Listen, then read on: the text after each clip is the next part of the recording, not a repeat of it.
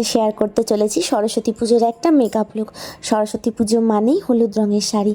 তো ফার্স্টে আগে স্কিনটাকে খুব ভালোভাবে প্রেপ করে নিতে হবে।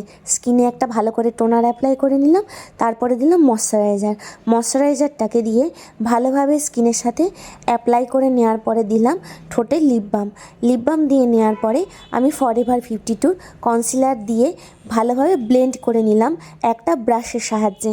আর তারপরে ফরএভার 52 ফাউন্ডেশন দিলাম খুব অল্প পরিমাণে, এটাও আমি ব্লেন্ড করে নেব ব্রাশের সাহায্যে।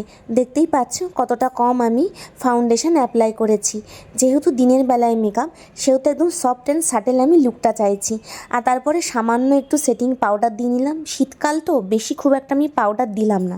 আর আমি এমন একটা আই মেকআপ ক্রিয়েট করেছি যেটা দিনের বেলায় খুব পারফেক্টলি যায়। আর এই মাস্কারাটা দেখছি, মাস্কারাটা কিন্তু দারুণ। এটা ফেসেস কেনাডার মাস্কারা। আর তারপরে সামান্য পরিমাণে একটু ব্লাশ অ্যাপ্লাই করে নিলাম আর নিউড লিপস্টিক, যাতে করে এই লুকটার সাথে একদম কমপ্লিমেন্ট করে। তো সেই জন্য আমি এই লিপস্টিকের শেড দুটোই চয়েস করেছি। আমি আমার মতন একটা লুক ক্রিয়েট করার চেষ্টা করেছি। তোমাদের যদি ভালো লেগে থাকে তাহলে অবশ্যই আমাকে কমেন্ট করে জানিও। সাদা রঙের এই ব্লাউজ দিয়ে, সাদা রঙের গয়না দিয়ে, ফুলটাও আমি সাদাই চয়েস করেছি।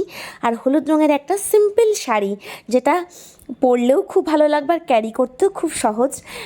এই রকম ধরনের একটা শাড়ি আমি চয়েস করেছি। সরস্বতী পুজোতে খুব একটা হাতে বেশি সময় থাকে না, তাই চুলটা ছেড়ে দিয়েছি।